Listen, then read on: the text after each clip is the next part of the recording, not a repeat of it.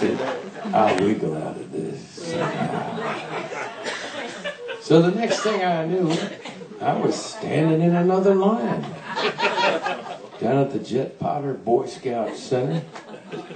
And I'm going, well, I'll tell him it just didn't work out, the schedule and everything.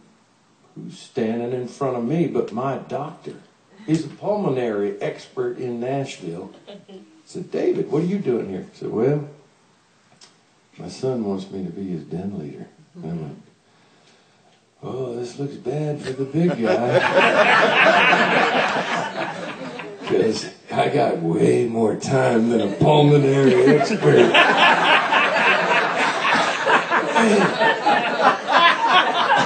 So I got to the head of the line and I just went. My son suggested I might be a good den leader, but I think you find people better qualified. No, Mr. Leigh, you just hang around, hold it right there. Have you ever been convicted of a felony? And I went, well, no, of course not. And they had all these boxes they started checking off, no. And I went, you're right, you just keep going, no, because I didn't do it. And I went, wait a minute. This is the greatest marketing bunch of people I've ever. If I step out of line right now, everybody's going to think the worst of me. Because I won't even tell you what they asked me. It was so horrible.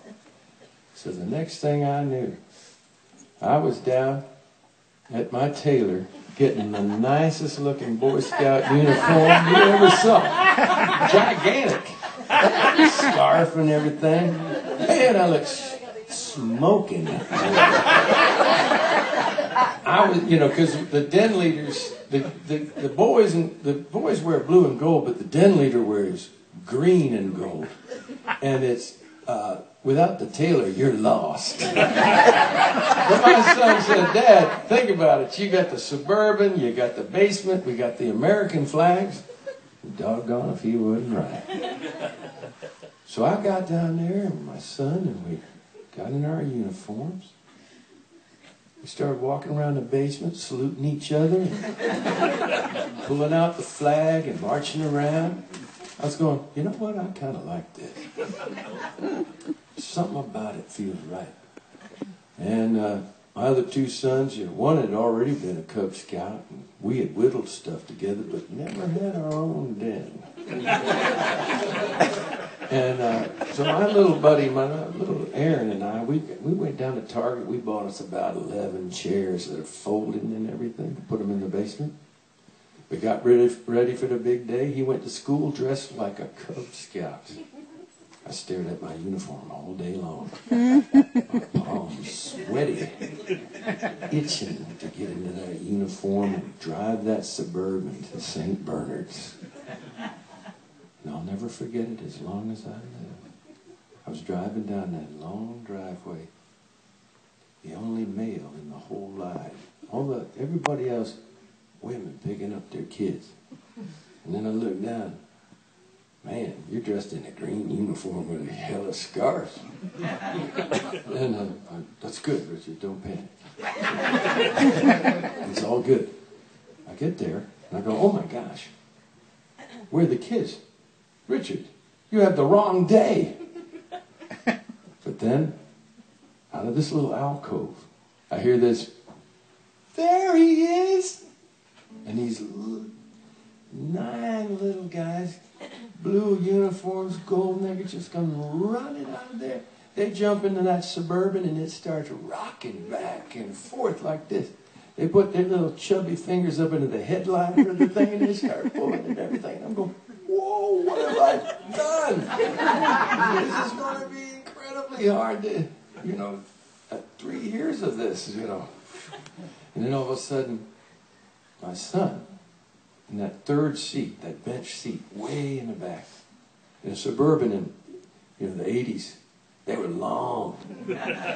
They look like limos now, They were real long. He was way in the back, and he goes, hey, Dad. All 8 of the other guys just got real quiet. I went, yeah? He goes, Dad, you look cool. And I went, oh. And I did it. The next 6 years of my life, 2 dens later, 2 sons later, I was a Cub Scout den leader. Had the greatest time of my life. I won awards for just showing up. They thank you in every way they can. But one day, Judy Beadle from Den 1 came up to me. She was little. She was mean. She wore the same uniform as I. She came up to me and said, in a little bitty thing, looked up at me and said, Richie, the Blue and Gold Banquet's coming up again next month, as you know. I went, yes. And as always, you have the song. You bring your guitar and you sing a song with your den. I said, yes. And she said, but we're getting a little tired of the bear came over the mountain. And I said, wait a minute, Judy. We nailed that one. And she said, no, we'd like you to, you're a professional songwriter, are you not? She spoke like that, are you not? And I said, I am. And she said, well, why don't you write a song for the Cub Scouts? And I didn't want to say it to her, but I politely said it to myself quietly. I went, what rhymes with Cub Scout? And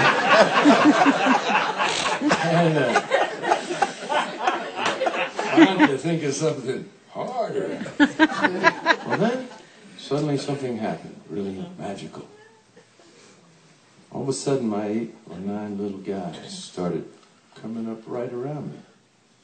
And they were listening to Judy Beadle, bug me a little bit about this, but they were kind of excited. And they overheard her, and I looked at them, and I thought, they think I'm going to write a song for the Cub Scouts. And so I said, well, Judy, and I remembered our motto. I said, Judy, I'll do my best. And all those little 8 or 9 little pumpkins' heads, those little pumpkin heads started going like, yeah, Mr. Leigh's going to write us a song. And I went, oh, yeah, yes, boys, I will. I'll write us a song. It'll be ready next month. So I went home and jumped got my guitar and went into the master bathroom, popped my Miller Lite, and began to work. I went, man, this is going to be hard. And then my fingers started doing this. I went, that's kind of nice. I stopped and drank. Had a can. No one, oh, yeah. No one. Oh, there it is again. I felt it. I added that. And I wrote this mythological treatment of the birth of Cub Scouting. I hope you like it. And we sang it. We killed them. Many years ago, on this very night, some people gathered round a campfire light.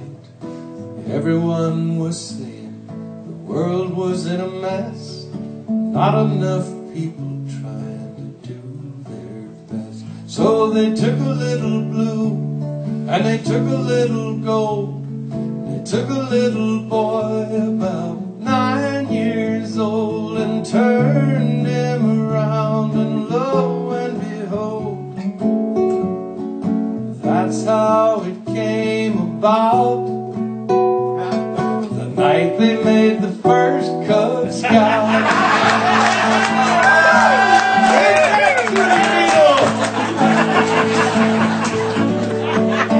Now they come in every size, they come in every shape, and everywhere they are, the world's a better place. Every bobcat and bear, wolf and weebelow, remembers that night many years ago when they took a little